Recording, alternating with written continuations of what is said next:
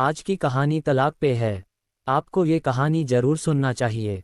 क्यों तलाक दिया। रात का सारा काम निपटा कर जब जाहिरा बिस्तर पर जाकर सोने की कोशिश कर रही थी, तभी उसके मोबाइल फ़ोन की घंटी शोर करने लगी।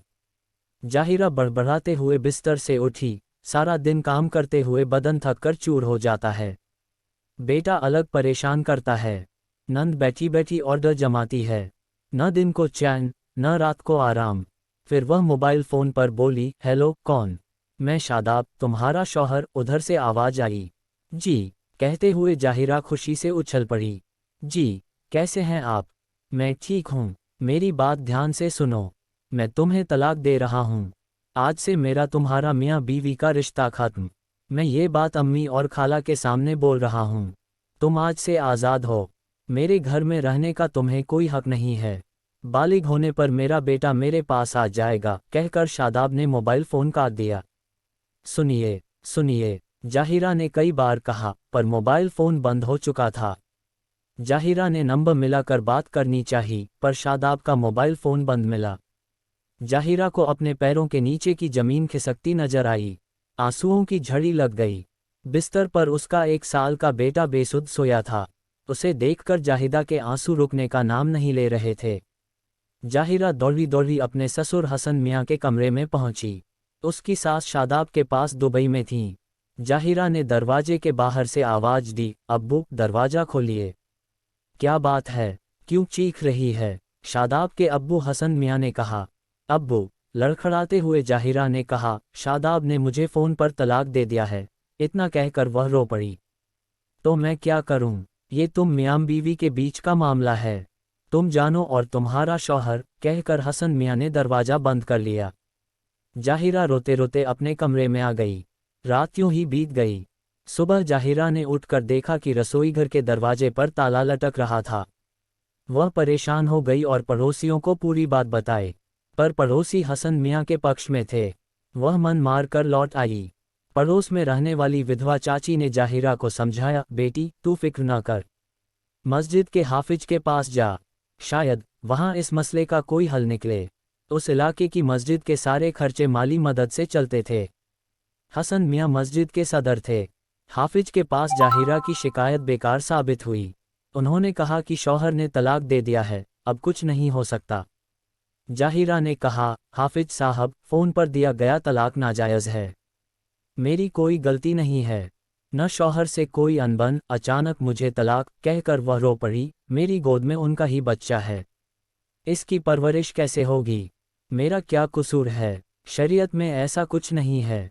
आप एक औरत पर जुल्म ढा रहे हैं।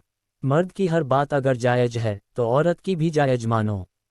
जाहिरा मौलवी को खूब खरी खोटी सुनाकर वापस आ गई और शौहर के खिलाफ कोर्ट में जाने का मन बना लिया। घर आकर जाहिरा ने देखा कि घर के बाहर दरवाजे पर ताला लटक रहा था। बिना कुछ कहे वह अपने बेटे को मायके लेकर आ गई। घर पर माँ बाप को सारी बात बताकर उसने तलाक के खिलाफ आवाज़ उठाने का मन बना लिया और फिर समाज के उन मुल्ला हाफिज़ों के खिलाफ मोर्चा खोल दिया जो शरीयत के नाम पर लोगों पर दबाव बनाते हैं। देहात की गंवार औरत को तुम्हारे गले से बांध दिया था। कहाँ तुम पढ़े लिखे खूबसूरत जवान, कहाँ वह देहाती गंवार, ज्वार के दाने में उड़द का बीज, कहकर शादाब की खाला खिलखिला उठी। शादाब और रेहाना की जोड़ी लगती ठीक है। पढ़ी लिखी बीवी कम से कम अंग्रेजी में बात तो कर सकेगी। क्यों आपा, ठीक कह रही हूं ना मैं? शादाब की खाला ने अपनी बेटी के कसीदे पढ़ने चालू किए।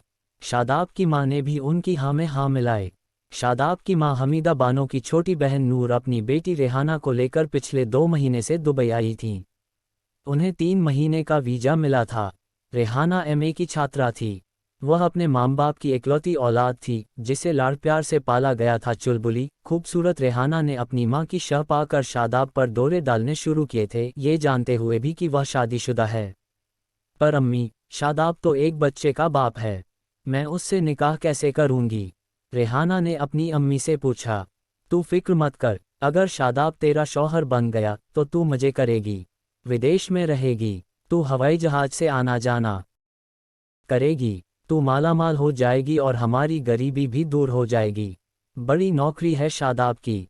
उसकी जायदाद हमारी। तू किसी न किसी तरह उसे अपने वश में कर ले, रेहाना की अम्मी ने समझाया। और फिर उन्होंने ऐसा जाल बिछाया कि उसमें माम बेटा उलझकर रह गए। रेहाना, अम्मी कहाँ हैं? एक दिन दफ्तर से लौटकर शादाब ने पूछा। वे पड़ोस में गई हैं। देर रात तक लौटेंगी, वहाँ उनकी दावत है। मेरी अम्मी भी साथ गई हैं। तुम क्यों नहीं गई? आपकी वजह से नहीं गई। रेहाना चाय लेकर शादाब के कमरे में पहुंची, जहां वह लेटा हुआ था। आज रेहाना ने ऐसा सिंगार कर रखा था कि शादाब उसे देखकर सुध-बुध खो बैठा। चाय देकर वह उसके करीब बैठ गई। इत्र की भीनी भीनी खुशबू से महकती रेहाना ने रोमांस भरी बातें करना शुरू किया। शादाब भी उसकी बातों का लुत्फ लेने लगा। उसने रेहाना को अपने सीने से लगाना चाहा, तो बगैर किसी डर के वह शादाब की बाहों में सिमट गई। फिर वे दोनों हवस के गहरे समुद्र में डुबकी लगाने लगे। जब जी भर गया तो एक दूसरे को देखकर शर्मा गए। जब तक रेहाना वहां रही, शादाब उसे महंगे से महंगा सामान दिलाने लगा। जवानी के जोश में वह सब कुछ भूल गया। अब उसे सिर्फ रेहाना दिखती थी। वह अपनी बीवी को तलाक देकर रेहाना को बीवी बनाने के सपने देखने लगा था। वक्त तेजी से गुजर रहा था।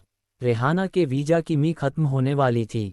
शादाब ने रेहाना से जल्द निकाह करने का वादा किया। रेहाना अपनी अम्मी के साथ दुबई में रहने के सपने संजोए भारत वापस आ गई। शादाब ने खाला से 2 महीने के अंदर रेहाना से निकाह करने की अपनी मंशा जाहिर की, तो खाला ने भी खुशी खुशी अपनी रजामंदी जाहिर की। कुछ वक्त बीत जाने पर जाहिरा ने शहर की बड़ी मस्जिद में शादाब के द्वारा दिए गए तलाक के बारे में शिकायत पेश की, जिसकी सुनवाई आज होनी थी। जाहिरा ने कमेटी के सामने, जहां काजी, आलिम, हाफिज, बड़े बड़े मौलाना सदस्य थे, अपनी बात रखी। उन्होंने बड़े गौर से जाहिरा की फरियाद सुनी। इससे पहले शादाब को माम बाप के साथ कमेटी के सामने हाजिर होने की इत्तिला भेजी गई थी, पर वे नहीं आए। अपने रसूख का इस्तेमाल करते हुए उन्होंने कमेटी पर दबाव डालना चाहा था। वे तकरीबन 6 महीने तक कमेटी को चकमा देते रहे थे, बार बार के बुलावे पर भी नहीं आए थे। इस बात को ध्यान में रखकर कमेटी ने कड़ा फैसला लिया और उन्हें जमात से बेदखल करने के साथ कानूनी कार्यवाही करने का फैसला लिया। आज मस्जिद में काफ़ी गहमागहमी थी।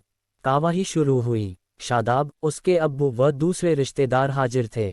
कमेटी के सदर ने शादाब से पूछा, किस वजह से तुमने अपनी बीवी जाहिरा को तलाक दिया है? इसके अंदर शहर में रहने की काबिलियत नहीं है। ये पढ़ी लिखी भी नहीं है। अंग्रेजी नहीं जानती है। इसे ढंग से खाना बनाना तक नहीं आता है। बेटी, तुम बताओ कि शादाब मियाँ जो कुछ कह रहे हैं, वह सही है या गलत? सदर ने पूछा। बिल्कुल झूठ है। हमारी शादी को 3 साल हो गए हैं। मैं एक बच्चे की माँ बन गई हूँ। मैं इनकी हर बात मानती हूँ। मैंने पूरी 7 जमात पढ़ी है। इनके माम बाप व रिश्तेदार मुझे पसंद करके लाए थे। हमने भरपूर दहेज दिया था। अभी तक सब ठीक ठाक चल रहा था, पर अचानक इन्होंने मुझे फ़ोन पर तलाक दे दिया। फ़ोन पर तलाक? कमेटी के सभी